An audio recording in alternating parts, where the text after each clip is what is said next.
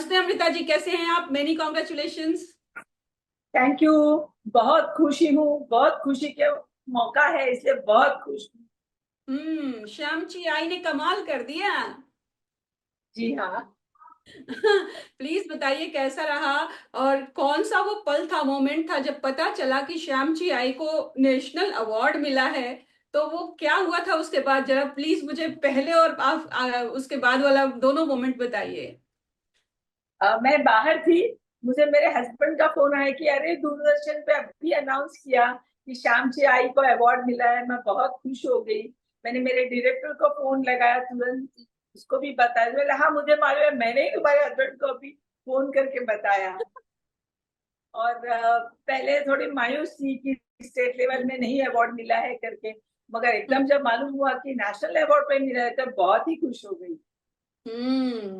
कितना मायने रखता है अमृता जी, अवार्ड पाना, और स्पेशली अगर उसमें नेशनल अवार्ड मिल जाए तो फिर तो बात ही अलग होती है। तो आप कभी मायने रखता है, आई मीन एक फोकस रहता है ना कि ये फिल्म बन रही है तो इसको अवार्ड्स मिलने चाहिए, तो क्या शाम ची आई के लिए भी वैसा एक था?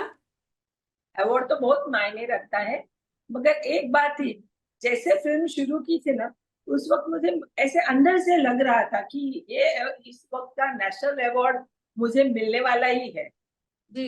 इसलिए जब से फिल्म शुरू की हर एक चीज में हम लोग कोशिश कर रहे थे, मैं और हमारे फिल्म के डायरेक्टर सुजय डहाके, हम हम्म। लोग दोनों मिलकर कोशिश कर रहे थे इस फिल्म में जितना हो उतना हम लोग सच्चाई की तरफ जाएंगे, कि वो जी। पुराना जमाना हम लोग ट्राई कर रहे थे कि उसको उसी जमाने को क्रिएट करें।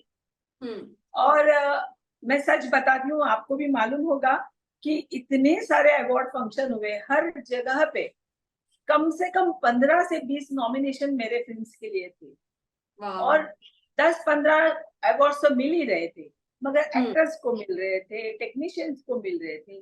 बेस्ट फिल्म करके कोई अवार्ड नहीं मिला। जी। तो सब अवार्ड की जो ट्रॉफियां थी वो सब मेरे जो टेक्निक मेरे लोगों के पास ही जा रही थी, मेरे पास कोई ट्रॉफी नहीं थी। सिर्फ एक बैंगलोर इंटरनेशनल फिल्म फेस्टिवल हुआ था, जी। वहां पे हमारे, हाँ जी, वहां पे हमें बेस्ट फिल्म का अवार्ड मिला और 10 लाख का चेक मिला। 10 लाख का चेक ये छोटी चीज नहीं है। और जी। एक जगह जगह पे आर्यन अवार्ड्स करके होते हैं पूना में, वहां हम्म। पे मेरे 12 लोगों को अवार्ड्स मिले, और हर एक को 50,000 उन लोगों ने दिए थे अवार्ड के साथ। बस जी। ये दो चीजें हुई थी। और हम्म। बहुत ज्यादा, और संस्कृति कला दर्पण में बेस्ट मूवी का अवार्ड मिला था। हम्म। बहुत सारे टेक्नीशियन को, आर्टिस्ट को।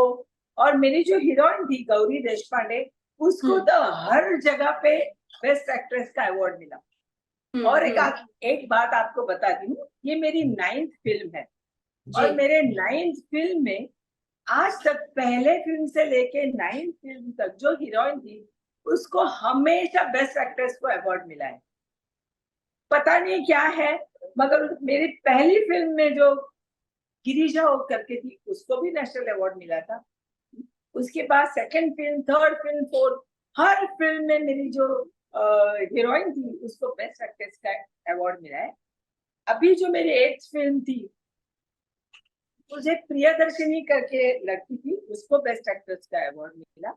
और अभी हम्म। गौरी देशपांडे को तो हर अवार्ड फंक्शन में बेस्ट एक्ट्रेस का अवार्ड मिल रहा है। आपके हाथों में कुछ जादू है, यानी कि ये मान मतलब ये फिक्स हो गया।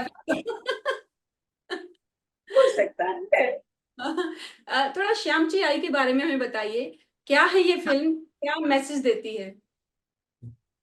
शाम की आई, यह शाम की आई, यह एक किताब है जो साने गुरु जी ने लिखी थी। उस किताब पर 70 साल पहले जो अत्रे साहब थे उन्होंने फिल्म की शाम की आई। उस फिल्म को पहला नेशनल अवार्ड मिला था 70 साल पहले। और 70 साल के बाद में आज तक 3-4 लोगों ने शाम की आई उस फिल्म का रीमेक किया। अच्छा। और मुझे बचपन से ये बुक का बहुत ही, ये फिल्म मुझे बहुत दिल के करीब थी, बहुत अच्छी लगती थी। हम लोग स्कूल में थे शायद। बहुत ही अच्छी फिल्म थी वो। आज तक जो जो लोगों ने देखी है सबको वो फिल्म बहुत अच्छी लगती है।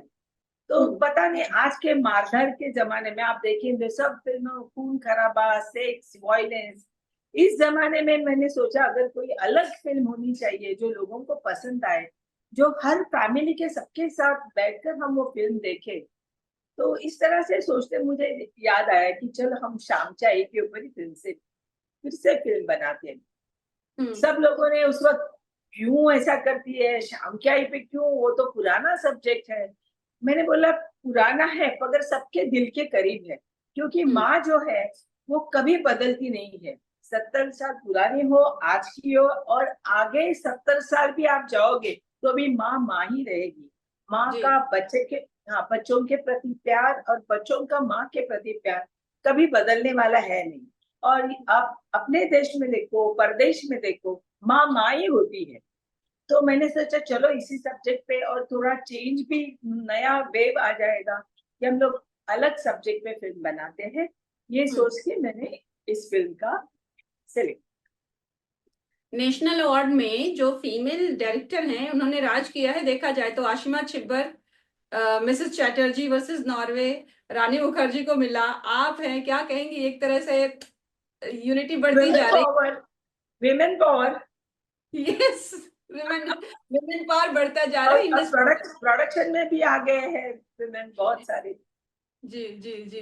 तो अभी भी आपको लगता है कि इंडस्ट्री मेल डोमिनेटेड जो लोग बोलते थे वो अभी भी है? वो तो है। अब ये और बदलाव आना बहुत जरूरी है, मैं बोलती हूँ। वुमेन हम्म प्रोड्यूसर तो बहुत है, मगर मेरे ख्याल से उनको और आगे आना चाहिए, अलग अलग सब्जेक्ट के ऊपर फिल्में बनानी चाहिए। हम्म। ओके। आपका स्पेशल क्या थॉट रहता है जब आप मूवी मेकिंग में जाती हैं कि क्या एग्जैक्टली exactly होना चाहिए? कुछ थॉट प्रोसेस के जाती हैं जो टॉपिक अट्रैक्ट करता है, या आपके अंदर भी एक है कि जब मैं फिल्म बनाती हूँ तो मेरा एक सिग्नेचर स्टाइल होना चाहिए जो लोगों को पता चले? ये बात आपने सही कही, क्योंकि मैं जो फिल्में बनाती हूँ उसमें मार धाड़, खून खराबा, कमर के नीचे के जोक्स बहुत रहते हैं। ये सब कुछ आपको मिलेगा नहीं।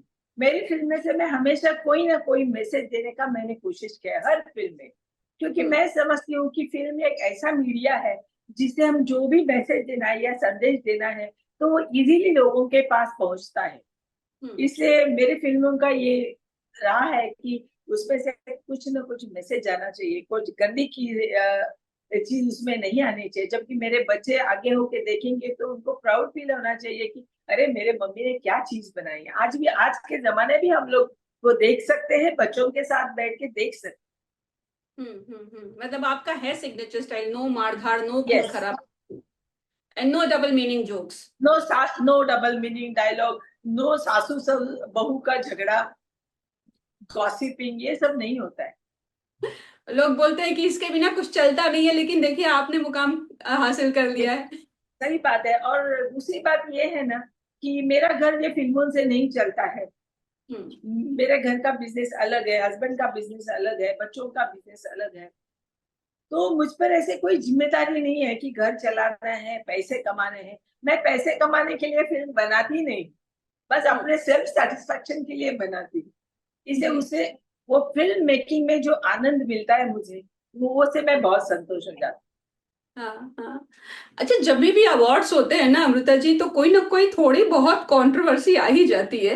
इस बार भी आई कि शाहरुख खान को जवान के लिए अवार्ड मिला, लेकिन उन्होंने और भी बहुत सारी फिल्में की है जिसके लिए नहीं मिला। तो कहीं ना कहीं दो तरह की बातें हो रही थी। आपको क्या लगता है, आपकी क्या राय है इस बारे में? हूँ। एकदम सही बात कही आपने, क्योंकि शाहरुख खान इतना बेहतरीन कलाकार है, इतना बेहतरीन कलाकार है, उसको तो पहले ही अवार्ड देना चाहिए था। मैं भी उसकी बहुत चाहती हूँ। अगर उसे ये अवार्ड चक दे इंडिया या स्वदेश के लिए दिया जाता तो मुझे बहुत आनंद होता। अभी भी मैं बहुत खुश हूँ, हालांकि मैं उनको जानती भी हूँ, मगर उनकी जो ये फिल्में थी, स्वदेश, चक दे इंडिया, वो बहुत बेहतरीन फिल्में थी, ऐसे मुझे हम्म लगता है। और हम्म पता नहीं अभी जो परीक्षक थे उनको वो अच्छी लगी होगी, तो कुछ तो हम्म। उनमें होगा ना इस फिल्म में। जी। उसमें तो एक्टिंग पूरी भरी हुई है, तो उसका सवाल ही नहीं, मगर वो फिल्म में भी कुछ दम होना चाहिए, तभी तो उसको अवार्ड मिला रहेगा ना। ऐसे जो जूरी मेंबर रहते हैं वो जानकार रहते हैं, तो मैं वो रिस्पेक्ट करती हूँ को अगर जूरी ने उनको अवार्ड दिया है तो कुछ ना कुछ तो होगा ही। अगर मेन स्ट्रीम सिनेमा ओरिजिनल की बात करें तो आपको कितना अंतर लगता है Hindi cinema Marathi cinema? Do you really find कि ये अलग स्ट्रीम है और बहुत कुछ अलगाव है इन दोनों में? मैं आपको बताती हूँ कि मराठी फिल्में जो बनती है उसमें कंटेंट बहुत ज्यादा रहता है, क्योंकि हम्म। मराठी का जो लिटरेचर है वो बहुत ही सुंदर है, बहुत सब्जेक्ट है, बहुत अच्छे अच्छे ऑथर है जिन्होंने ये नॉवेल्स लिखे रखे, तो हर एक नॉवेल के ऊपर हर फिल्म बन सकती है। हम्म। हिंदी के लोग भी मराठी के ऊपर ही बहुत सारी फिल्में बनाते हैं। हम्म। आर्टिस्ट तो आप देखेंगे तो मराठी में तो 101 आर्टिस्ट है, और आजकल तो आप देखेंगे हिंदी फिल्मों में मराठी आर्टिस्ट हिंदी का रोल कर रहे हैं और काम कर रहे हैं। जी। और मगर ये एक बात तो मैं आपको बताऊंगी कि मराठी आर्टिस्ट जो है उनको हिंदी फिल्मों में बहुत काम दे रहे हैं। इसका एक और भी कारण है, आर्टिस्ट तो बेहतरीन है और उनको जी। पैसा भी कम देना पड़ता है। मराठी ओके। आर्टिस्ट कम पैसे में काम करते हैं हिंदी फिल्मों में, मगर हिंदी का कोई लेते तो ज्यादा, तो इसलिए आजकल जो फिल्में बनती है उसमें हिंदी छोड़ के मराठी लोगों को ज्यादा काम दिया जा रहा है। हम्म। तो ये भी मतलब सेम, अगर मैं आपकी बात जितना समझ पा रही हूँ कि सपोज अगर एक रोल के लिए कोई हिंदी फिल्म इंडस्ट्री से इंसान है तो उसकी सैलरी ज्यादा है, लेकिन अगर वही मराठी से है तो थोड़ा कम। हाँ हाँ जी। और दूसरी बात क्या है, प्रोडक्शन में भी अगर कोई भी चीज हम अब समझो कोई एक फिल्म है, फॉर एग्जांपल मैं बोलती हूँ एडिटिंग करना है समझो, तो हाँ। उसको मराठी के लिए अगर 10 लाख लेते हैं तो हिंदी को 50 लाख लेंगे। इतना डिफरेंस हिंदी और मराठी में होता है। मराठी फिल्म 10 CR में अच्छी की अच्छी से फिल्म बन जाएगी, इतना हम्म। ज्यादा ये नहीं, क्योंकि टेक्निकल स्टाफ भी पैसे कम लेता है। हिंदी के जितना जो रहता है, हिंदी के जो उलाढाल रहती है, टर्न ओवर रहता है, वो हम्म। बहुत बड़ा रहता है।